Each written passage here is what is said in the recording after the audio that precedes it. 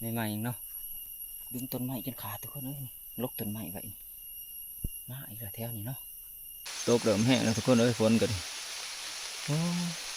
กำลังมาได้ประมาณชั่วโมงกว่าๆนะเนาะนี่ก็3 โมงปลายละเอาปอดไม้ไว้ทุกคนเลย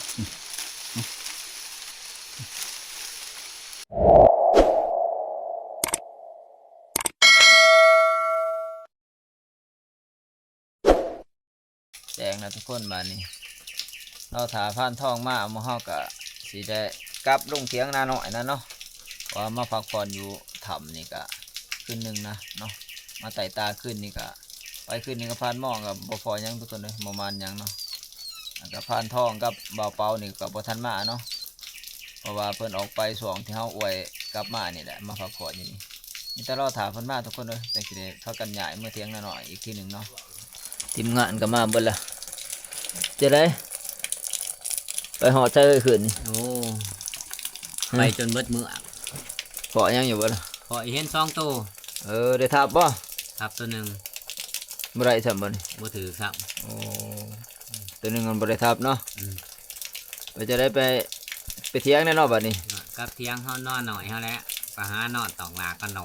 ไปจะคืนหนึ่งว่าจังลงกับบ้านเนาะทีมงานเฮามามานเบอร์แล้วก็บ่จักไปเดี๋ยวเลย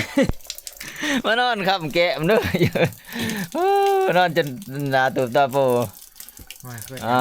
ปันนั้นจิจ้าให้จะลองไม่ต้องกุ้งย่ำเลยจิจ้าจะลองไม่ต้องกุ้งบ่ได้ว่าพ่อข้ามแม่ก็จังบอกอยู่อันนี้กันบอกแต่บอกบ่ได้บอกว่ามือได้สิจัดบักลอยลูกสิจัดบักลอยลูกดิฉันนายผ่านของพัฒนานะอาศัยผู้เชี่ยวชาญนี่แหละผ่านมองใจจบเป็นยังนะคือมาโหดหูเลยไปจะคอยจะเก็บเครื่องคือยังเก็บเด้อเลยทับกุ้งแล้วยากไปทุกคนป่วยหนากับทับเขาเนาะกับเที่ยงหน่อยคือเขาทุกคนเลยมาใส่ชีวิตอยู่เซ่ก็คืนหนึ่งนะมานอนอยู่ถามพี่ดอกนี่คืนหนึ่งเนาะเอามานี่ก็2-3 คืนนะในแถวนี่ก็นี่เพื่อบ่าวทันโศกทันมันยังช่วยกับลงเที่ยงหน่อยคือเก่าก่อนไปพักอยู่คุณจะคืนจะไรเนาะยังเสียอ้วยนะกับบ้านนะบางเถื่อเนาะบ้านนี้บางเถื่อทีมงานเขาก็ขึ้นมาแล้วนะเพราะเขามานี่ก็3 คืนนะทุกคนเนาะ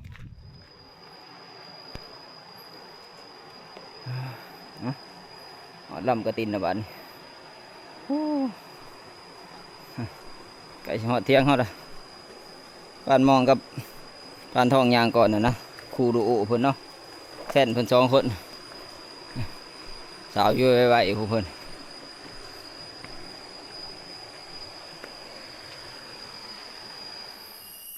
โอ้ย2 หางทุกคนเลยนี่เป็นขอบอะไรขี้ดินอยู่แล้วนี่มาเยือนนะแถวรำกระตินโอ้อ๋อนี่ตัวนี้แห้งคุมใหญ่ทุกคนเลยเยอะใหม่ๆเนาะนี่ดึงต้นไม้จนขาดทุกคนเลยลกต้นไม้ไว้มาอีกแล้วแถวนี้เนาะคือเพื่อนนี่ก็ไปทั่วคือว่านะทุกคนเลยเนาะนี่มาไก่แถวจุดเขาอยู่ได้นี่ลำกระตินนี่ไก่กับเนาะกับห้องเราที่เทียงนาหน่อยเขาอยู่นี่โอ้ทุกคนเลยมัก2 หางก็มาเที่ยวแถวนี้อีกแล้วมาหอดทับแล้วมันนี่เด้บางโบกเขาเก็บมากับเบาเป่านี่โอ้นี่มาหอดไปโดนเติบเลยมันบ่โดนซ้ำได้แท้แน่นอนโอ้เจ้าบ่เก็บบกคอยนะพนันว่าเพื่อนเก็บกับข่อย2 คนนี่แล้วเจ้ากินก็กินไปอย่าบอกได้ทีมงานเพิ่นขึ้นมาดังเนาะตอนเที่ยงนะกับทีมงานหมู่เพิ่นโอ้ก็มานได้เติบเนาะมีกระหอกมีนกน้ำทุกคนเลยเนาะเพราะว่าหมู่เพิ่นถือปืนลบพอได้ทับอยู่กระหอกยามเช้าก็มีปืนลบเนาะกับนกเนาะนี่ทีมงานเบาเฮียงเพิ่นก็มานะทุกคนยังได้ทุกคนเนาะคือบ้านเฮาเอิ้นนะโตเหียได้ทุกคนเลยคือพังไทยเพิ่นเอิ้นตัวเงินตัวทองเนาะใหญ่เติบแล้วนี่ประมาณเกือบ2 โลได้เนาะแต่ แต่ว่าหนานี่มันก็ไก่สิเบิดหนามันนะแต่มันก็ยังออกอยู่เนาะเพราะว่ามันแดดเด้นี่แดนก็ได้ตัวหนึ่งทุกคนเลยนี่คนได้ทั้งแดนได้ทั้งเหียเนาะแต่แดนนี่ตัวบ่ใหญ่ปานใดนะเหียสิใหญ่กว่าเนาะทีมงานเนาะก็พามาโบกกันสนั่นเลยเนาะพักผ่อนก่อนทุกคนตอนแรกผมได้จังบ้ากันใหม่เนาะจะออกไปหาดัดหลอกดัดแดงแต่ว่าพวกพานเที่ยงเพิ่งกะไปแล้วนะเพิ่นไปครัวแดดเนาะกับทีมงานที่มานะทีมงานไทยลงทุกคนเลย เก่งวิจัยนี่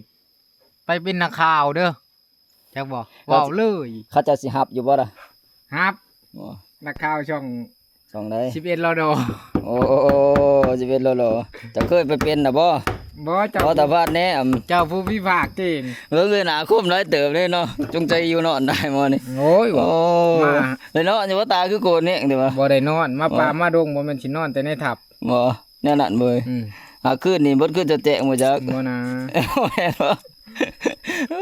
มาหอทับแล้วก็อาบน้ำได้เอาทุกคนเลยเนาะอาบน้ำเรียบร้อยแล้วจะนอนจังสิพักผ่อนนะชุมพื้นชุมไผ่ให้ทีมงานก่อนเนาะเพราะว่าเพิ่นย่างก็เหาะกับนกนะของว่าเพียงเนาะเพราะว่าหมู่เพิ่นไปขัวเอาก็ต้มน้ำต้มในไว้ถ่าทีมงานนี่จะน้อยสิมาเขามาน้ำไว้มาแรงสิหนึ่งไว้ก่อนนะจังสิออกไปลัดแดงเนาะนี่ก็เหาะเพิ่นก็ดิก็บ่ทันแห้งปานใดเนาะที่จริงเพิ่นไล่หลายกว่านี้นะเพราะว่าตัวแห้งเพิ่นนะเพิ่นเก็บไว้น้ำแล้วมันแห้งเนาะยังตัวบ่ทันแห้งนี่อย่างไว้เพื่อเพิ่นมามื้อแรกมันสิแห้งอยู่หรอกพวกเพิ่นไปขัวแดดกันเพิ่นมาก็หลายคนเติมนะประมาณ5-6 คนพุ่นเนาะแต่ว่าผ่านใหญ่บ่ได้มามื้อนี้กับผ่านเผิงเนาะว่าเพิ่นมากับทีมงานพวกไทยลงนะเขาเจ้าอยากมาหาขัวแดดเนาะเพิ่นพาเข้ามาขัวก็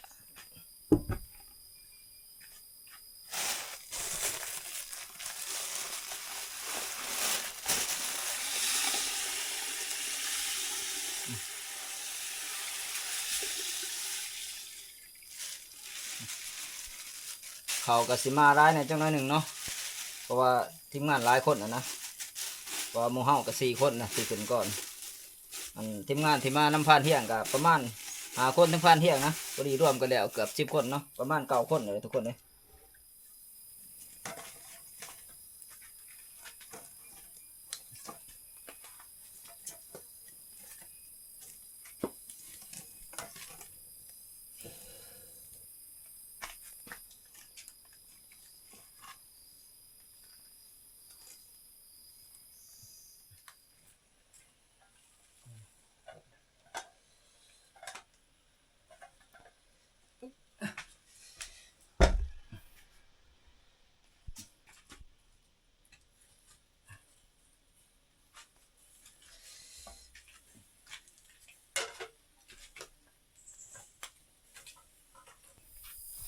ไปออกดันแรงทุกคนเลยบัดนี้เนาะนี่ก็ประมาณ3 โมงแรกนะเพราะว่าเบียกอยู่ทับเฮาก็ถือว่าแล้วเบิดแล้วเนาะเพราะว่าสิเป็นต้มน้ำเนื้อ1 เขาน้ำก็ต้มไว้ละ2 หม้อทุกคนเขาก็1ไว้เดี๋ยวหัว1เนาะยังประมาณหัว1นะที่ว่าท่านนี่เพราะว่าทีมงานบ่าวเฮียงเราก็บ่ทันมาเนาะเพื่อเรามาแล้วก็เราพอได้กินโดดแล้วก็เขาก็1เพิ่มอีกหัว1เนาะพอแรกค่ำๆพอแรกจังสิมาเนาะทีมงานเขาก็พากันออกไปเบิดแล้วนะแยกย้ายกันไปคือเก่าทุกคนเลยบ่าวเป้าเพิ่นไปกับผ่านหมองเนาะส่วนผ่านท่องเพิ่นไปผู้เดียวนะเอาก็สิไปผู้เดียวคือกันนี่แหละสิมุ่งหน้าขึ้นแถวจ่ายผู้เราทุกคนเลยไปมื้อนี้ก็แค่นี้ทุกคนเลยน้องม้าเฮาบ่ได้ไปนำเนาะเพราะว่ามักการกับมังมีนี่มันไปน้ำผ่านเฮียงเพิ่นนะเพราะว่าเพิ่นเอาไปขัวได้เนาะมักลายมันก็ขึ้นมาสมทบนะเอาไปรูดน้ำกันมื้อนี้ว่าเฉพาะคืนนี้หมู่เฮาสิทีมงานเฮาใน3-4 คนหมู่เฮานี่นะสิโศกสิมานอยู่บ่เพราะว่ามาอยู่นี่ก็หลายคืนยังบ่ทันได้มานหยังทุกคนเลยทีมงานบอกกันไว้ว่ามีแต่ว่าบางเทื่อมื้อเช้าเพิ่นจังมาเพาะกันเนาะหรือว่ากับบางเทื่อก็บางคนก็สิเลาะใต้ตากลับมาทับนะแล้วแต่เหตุการณ์คือว่าทุกคนแค่นี้มื้อนี้ก็แจ้งดีนะท้องฟ้าก็เนาะฝนคือสิบ่ตกดอกทางเบิ่งคือกัน ว่าอันนี้ว่าเพิ่นสิบ่ตกเพิ่นยังหับหมู่เฮานะส่วงแถวย่างอันนะย่างขึ้นมา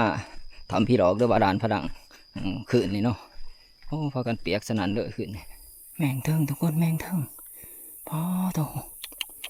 หมูมันใหญ่มาโอ้มีลุมพุ่นนะเพราะว่าเฮาอยู่จ่ายเทิงเนาะไอ้แถวดุมโอ้ตัวหลายอันนี้มีอยู่ประมาณ10 ปลายตัวทุกคนลงไปลำหองเลยเนาะมันลงไปตามลำหองเลยทุกคนลำหองอะไรนี่เนาะโอ้ตัวลายคักอันนี้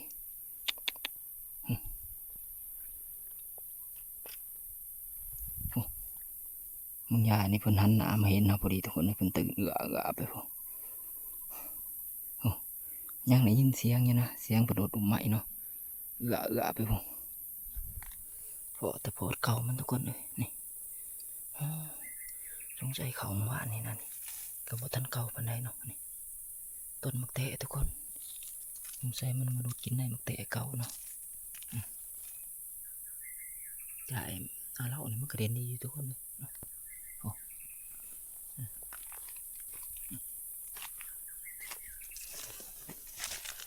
เบื้องนี้ก็มีทุกคน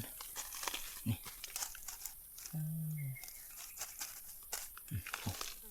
แม่นบดมาตามซอมหินเนาะ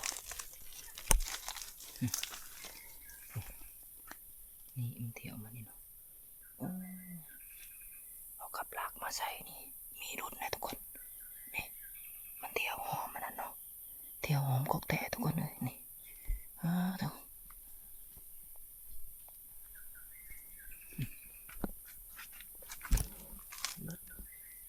ไปตามหองสินางเบิ่งดัดเบิ่งกระหอกแท้นี่แหละทุกคนนี่นางน้อยหนึ่งหลักสิเลาะไปนี่เนาะนี่มึงหันกระเพาะอยู่กระหอกตัวหนึ่งนะมาสิทับมันทับบ่ทันเพราะว่ามันแหลนเลยเนาะเล่นดีขนาดทุกคนเลยเที่ยวนี้เที่ยวจนไปตากเลยนะเที่ยวจนเป็นหอมมันทางเลย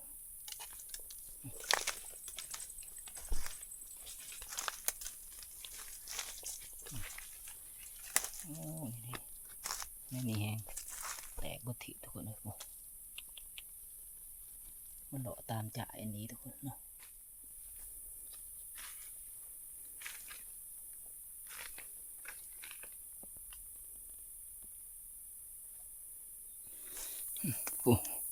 หอมทางมันเที่ยวทุกคนเลยเป็นหอมเลยนะนี่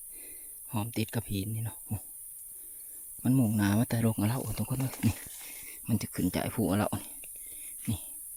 โอ้มันตะโพดหอยตีนมันทุกคนเลยมันเที่ยวเป็นหอมขึ้นมานี่เลยนะคือจะเป็นจูเดียวนี่เนาะที่เราเห็นหอยมันจุยอยู่ถึงขึ้นตามนี่ไปเลยทุกคนขึ้นผักถึงนี่เนาะถ้าว่ามีกับรากนี่เขามีโอกาสจะได้ทุกคนเลยนี่ตัวหอยมันเลาะตามจ่ายนาพาให้ทุกคนเพราะว่ามันเป็นนาพาเนาะนี่มันขึ้นเทิงบ่ได้นะนี่มันเป็นนาพาสั้นมันเลาะไปนี่นะนี่มันเลาะแถวนี้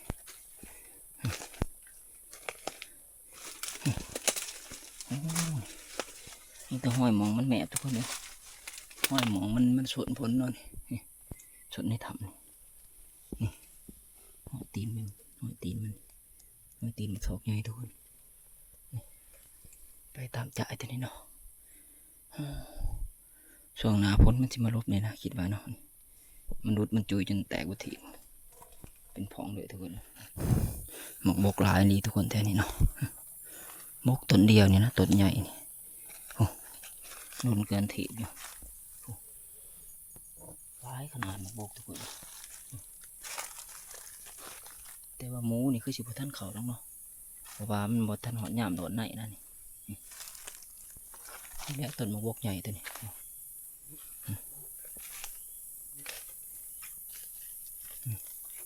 มีหางเลยทุกคนต้นหมกบกตัวนี้เนาะ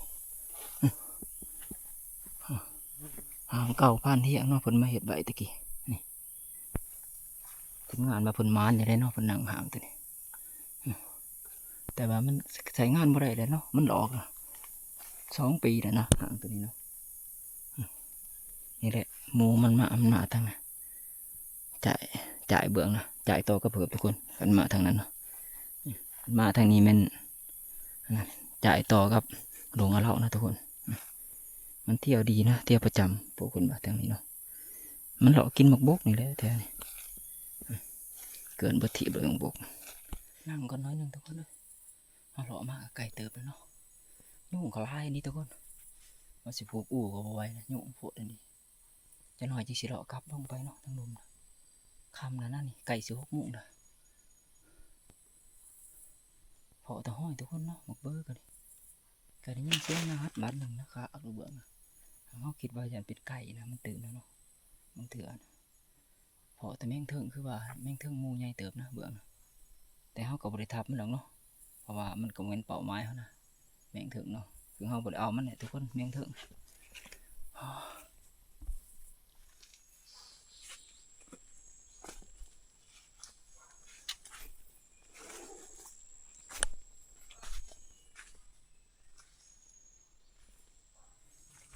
ไก่สิเมื่อเลยทุกคน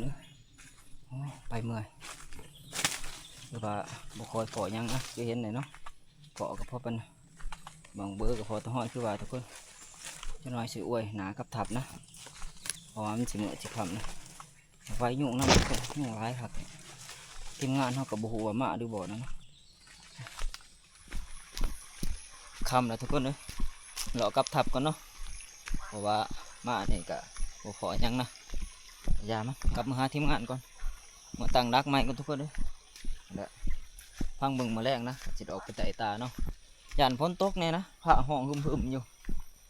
มาจากไหนนะมาเที่ยวนี้ก็จุกคือเก่าทุกคนเลยมาสิไปไต่ตาคืนนี้ก็บ่ได้ไปทุกคนเลยนอนนะมีแต่ว่าเฮาสิออกไปลัดเช้าตอนนี้ก็ตี 2พอดีเนาะแล้วว่า2 โมงสิไปกับเบาเปานะสิไปทางหลุดที่เฮาเคยเห็นพอร์ตมันหลุดส่วนพันมองกับพันทองมันก็ไปละไปเบื้องและมีแต่บามือเช้าจังมาพอกันอีกทีหนึ่งนะตอนเช้าเนาะกับทีมงานเนาะเพราะว่าแยกกันไปหมู่คน2 คนไปเบื้องนะ2 คนกับเบาเปาสิไปเบื้องคืนนี้ก็เป็นรอบตัดเชือกก็ได้ทุกคนเลยเนาะเพราะว่าเอามาอยู่นี่ก็คืนนี้เป็นคืนที่4นะคือมืออื่นเช้านี่ก็เป็นมือที่5เนาะแล้วก็หมู่เฮาสิลงกลับบ้านเลยนะมานหมู่มานแกเป็นลงนะเนาะเพราะว่าก็มาหลายคืนได้มือละลงเมื่อแล้วก็พักผ่อนจัก2-3 มื้อจังสิขึ้นมาใหม่คือว่าเนี่ยเนาะตามสเต็ปของทีมงานเขานะ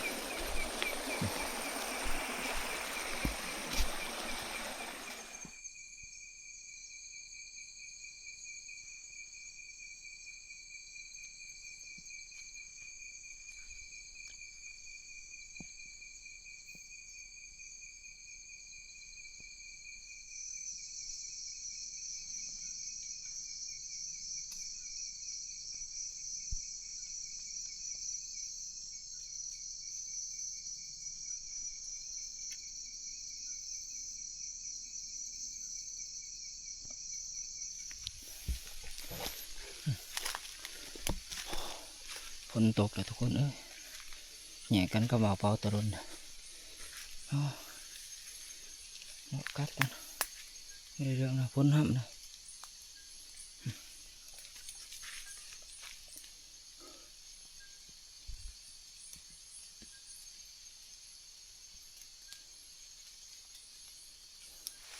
ตกเริ่มแห้งแล้วทุกคนฝนกันกำลังมาได้ประมาณ1 ชั่วโมงกว่าๆนะเนาะนี่ก็3 โมงปลายละออกมาแต่ตี 2 โมงมาพอยังทุกคนพอแต่ใช้ลมกับนูนะจากหลายลำพลมันมีท่าที่ไปสิยุดด้วยมันเบอร์ขอดเก่ามันทุกคนมันจุยเนาะแทนแต่ก็ถีบนะเล่นดีขนาดนี้มันเป็นต้นหมากโบกทุกคนต้นโบกใหญ่เนาะเอาดีขนาดได้ดวงต้นช่วงเดือน10นี่ปลูกผู้สื่อข่าวทุกคนนะหมากโบกนี่ลกขนาดนะเกินถีบด้วยผลกับพวกผลบันจากลายปอดไม่ใบทุกคนเลย ว่าได้เขาจืดทางเขามานะนี่มันเป็นทางหอมหน่อยๆทุกคนเขาบุเคยเขามาจากเถื่อเนาะมาลองเขามาเขาบาสิดัดไปด่านหยุ่นนะหาทางดัดไปบ่เห็นทุกคน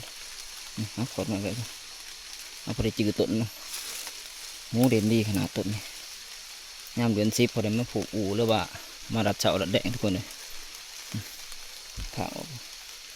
เอาขอดมาไว้ก็ได้มาจังบดงนะ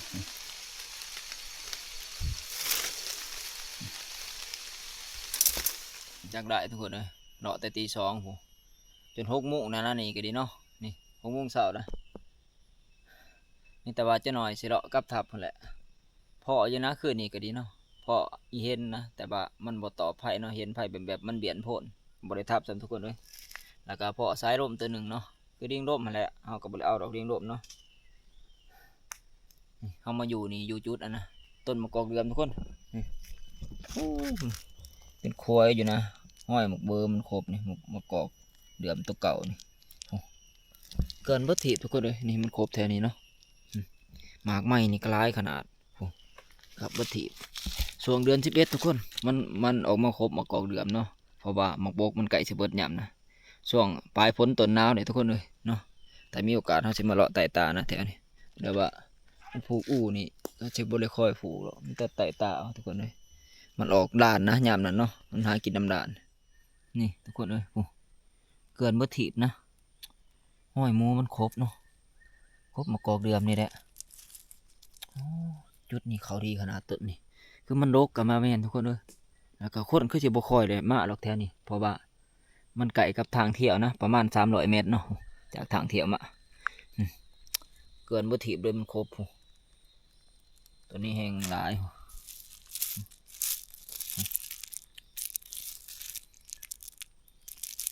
แตกแตนบดมันครบ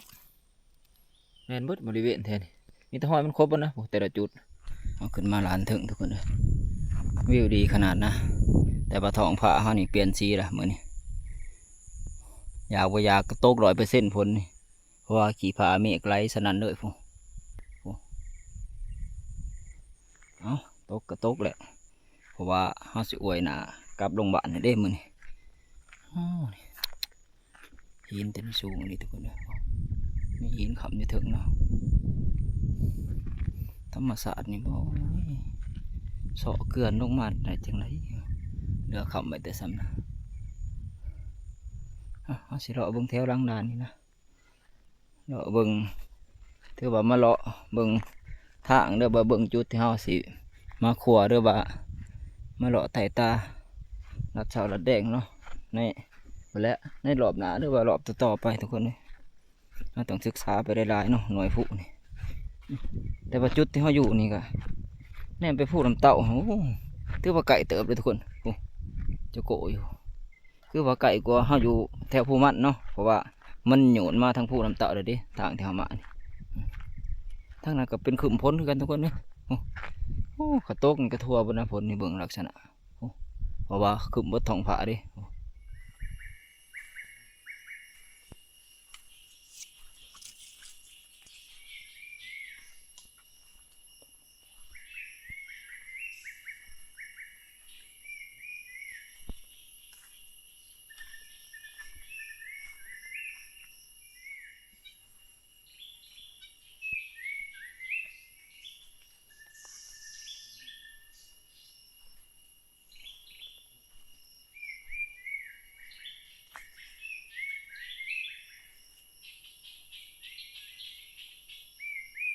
ไปหอดใช้ละคืน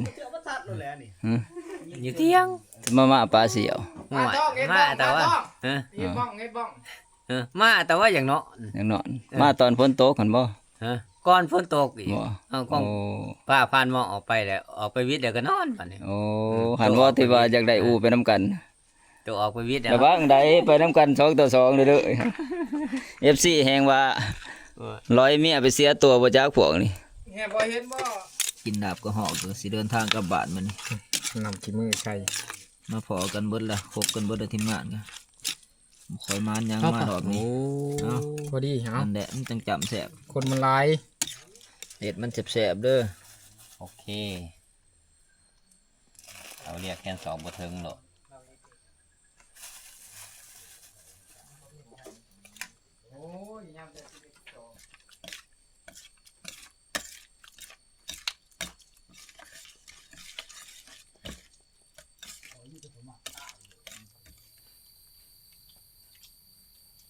เข้มเลยสิมือเพิ่นดาวว่าสิ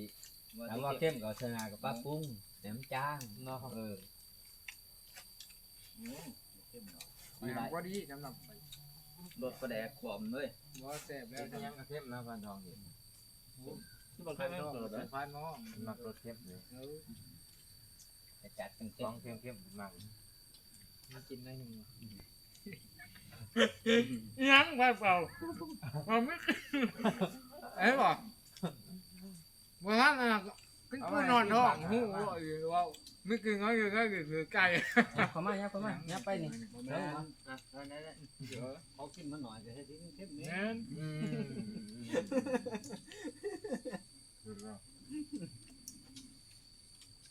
เขาเห็นมากินนั่งกรอบเนาะมีแต่อีเห็นพอเฮาเบิดเพื่อนนี่ก็อีเห็นพอเฮา มันเบียดเจ้าอ่ะ แม่ตะพุ่งกับอีเห็นพอ แม่นมันหกแห้งอันนั้นมันมีโพดนั่นได้มองคือพอดีมันเบียด คือบ่คมเฮาก็อีเห็นพอเฮาเลยพออีเห็นพอเฮาคันเฮาพอมันเฮาก็ได้ทับเนาะ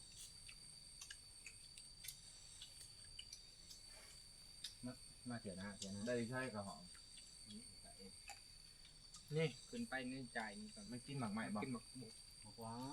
นี่นะมานี่มึงเสาเนี่ยโอ้จำไปใส่ที่หาเต้า กินกว่าอะไรหมักว่าหันเจ้าเบิ้งโลดตัวใดแบบว่ามันหล่นในอันนั้นนั่ง นี่นะเนี่ยยางไปแล้วแวะมันไปบนหมกในรูปในจ่ายตัวรูปนี่นะรูปบน ลูกขางเตียงบอก มาอะไรหมูรูปตัวหันลงยังละขึ้นนะ ไปเมื่อการเมื่อไปย่างไปเด้อไต่ขัวไปไต่ขัว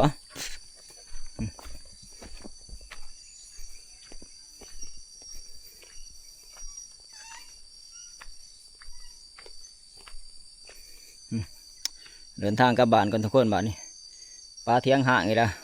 เมื่อเบิดทีมงานเฮาหมดแล้ว2-3 มื้อสิมาใหม่นะเนาะขัดฝนบ่ตกขัดฝนตกก็พังไปเรื่อยๆทุกคนเลยเดี๋ยวแต่สถานการณ์เดี๋ยวแต่เหตุการณ์คือว่าเอาแนเอานอนบ่ได้ก็พ้นนี่โอ้มืดมาอีกแล้วมาเที่ยวนี้ก็ถือว่าบ่ค่อยมานไปได้ทุกคนเลยเนาะลงเซ่ก็ได้ปลาประมาณ4-5 ตัวนี่แหละก็พอแล้วกินแต่เล็กน้อยก็ขึ้นมานะขึ้นมาละเนื้อทั้งโขกก็ถือว่าบ่ค่อยมานเนาะอย่ามันโอกาสหน้าว่ากันไหมทุกคนทีมงานเฮาก็มาบ่ครบกันเนาะขาดพานใหญ่นะขาดอันนั้นมืออาศิเพิ่นแน่ก็ว่าได้เนาะโอ้เพิ่นบ่ได้มานำกันนี่2 รอบเลยเด้3 รอบแล้วเนาะ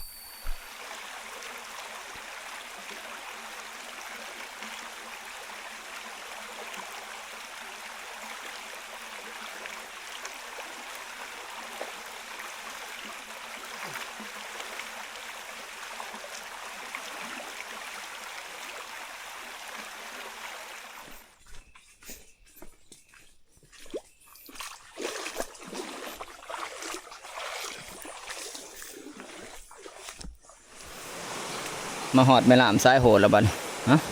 ยังบ่ไกลแล้วฮอดนี่ก็ถือว่าจะครึ่งทางแล้วเด้อ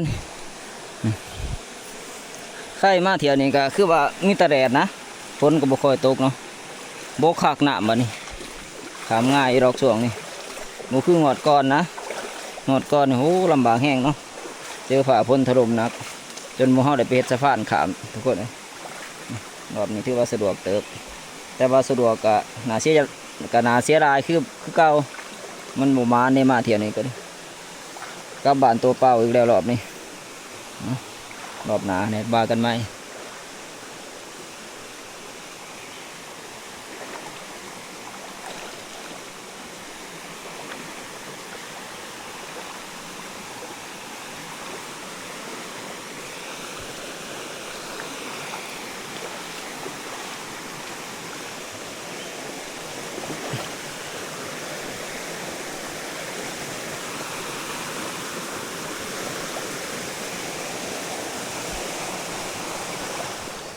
มาหอดลังผู้เลยทุกคนเนาะน้องมาก็มาครบเบิดละทั้งมักไล่มักการมักมีทีมงานเฮากะลงไปน้ำนะเนาะฝากส่วนหนึ่งนะฝากส่วนหนึ่งกะมาบ่ทันหอดเนาะฝันเที่ยงเพิ่นกะสงสัยเก็บผักน้ำนะเห็นเพิ่นแบะอยู่ห้องนะหังทุกคนมีแต่เฮาอยู่หลังผู้กับผ่านหมองเนาะ นั่งพักผ่อนจังหน่อยหนึ่งจะสิลงทุกคนเนาะเมื่อยทุกคนเลยพักผ่อนก่อนเนาะเพราะว่าเดินทางมานี่ก็เขียวย่างแน่กับบ้าแม่นทุกคนเลยย่านฝนตกเนาะเพราะว่าก็เขียวมาหอดผู้ก็ลังผู้พอดีเที่ยงพอดีทุกคนก็ยังมืดอยู่เนาะเป็นครึมฟ้าครึมฝนไปเที่ยวนี้ก็ถือว่าบ่ปานใดทุกคนนะเพราะได้อยู่ได้กินบ่ซั่นซะเพราะได้แต่กลุ่มปากเนาะอยู่ผู้ก็ดิบ่ได้มาบ้านมาเมืองเนาะแต่ว่าบ้านนาพุ่นแหละจังว่ากันไว้ทุกคนไปก็อยากมานเนาะก็ถือว่าบ่มานก็จักเสร็จจังได๋แหละบ้านมันบ่มานมีแต่ว่าสำหรับคลิปนี้เฮาสิปิดไว้เพียงเท่านี้เนาะพอกันใหม่คลิปหน้าทุกคนเลยแต่ว่าก่อนอื่นหมดก็ขอบมุกขอบใจใน FC เบิร์ดทุกผู้ทุกคนเนาะที่เขามาติดตามนะครับชมคลิปของเราแต่ต้นจนจบทุกคนสุดท้ายก็อย่าลืมฝากกดไลค์กดแชร์คือเก่านะทุกคนเนาะเพื่อเป็นกำลังใจให้เราทำคลิปใหม่ๆต่อไป